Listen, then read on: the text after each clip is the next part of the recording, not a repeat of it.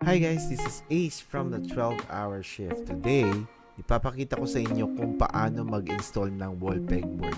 At syempre, pag-uusapan din natin ang mga advantages nito.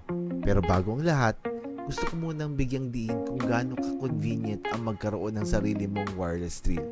Kung dati, kailangan mo pang hanapin ang saksakan para lang mag-drill, ngayon hindi na. With a wireless drill, mas mabilis, mas safe at walang hassle sa mga cords. Plus, ang galing nito. Lalo na kung may mga projects kung kailangan gawin kahit hard to reach areas.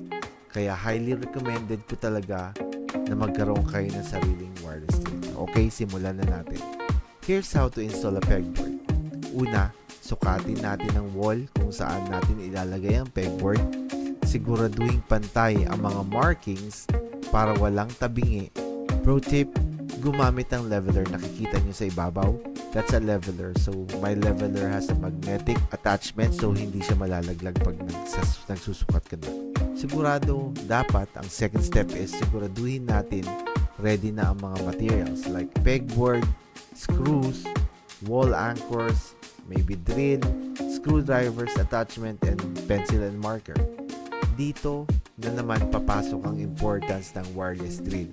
Hindi mo na kailangan mag-extra effort sa pagbutas at mabilis pang gamitin. Step 3, gamitin ang wireless drill. Gumawa tayo ng butas sa mga markings na ginawa natin kanina. Pro tip, if you're drilling a concrete or brick walls, siguraduhin may tamang drill bit kayo. Kasi baka ginagamit yung drill bit ay para sa bakal, mahihirapan kaya. Or either mapuputol yan. Step 4, ilagay ang wall anchor sa bawat butas para stable ang pag-mount ng pegboard. Ito ang magbibigay dagdag at suporta sa iyong pegboard. Sa wakas, ready na tayong i-mount ang pegboard. I-align ang butas, then secure it using screws.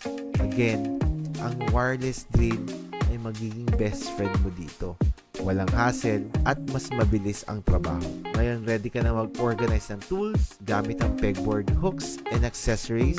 Ang ganda nito kasi everything is visible and easy to reach. No more kalat, no more hanap-hanap. Now, bakit ba magandang mag-install ng pegboard? Ito ang mga advantages. Space saving, perfect for small spaces, and it maximize your wall area. It organize your tools. Hindi mo na kailangan maghanap ng screwdrivers or pliers kasi nasa harap mo na sila lahat. Customizable. Pwede mong rearrange ang hooks and tools anytime you want. And this is my favorite, aesthetics. Hindi lang functional pero ang linis pang tignan ng setup na ganito. At yan ang simple at mabilis na paraan para mag-install ng wall pegboard. Plus, nakikita nyo rin kung gaano kahalaga ang pagkakaroon ng wireless drills, time saver, hassle-free, and worth it talaga sa investment. Kung nagustuhan nyo tong tutorial na to, don't forget to like, share, and subscribe for more pegboard wall series. So, hanggang sa susunod na video, goodbye!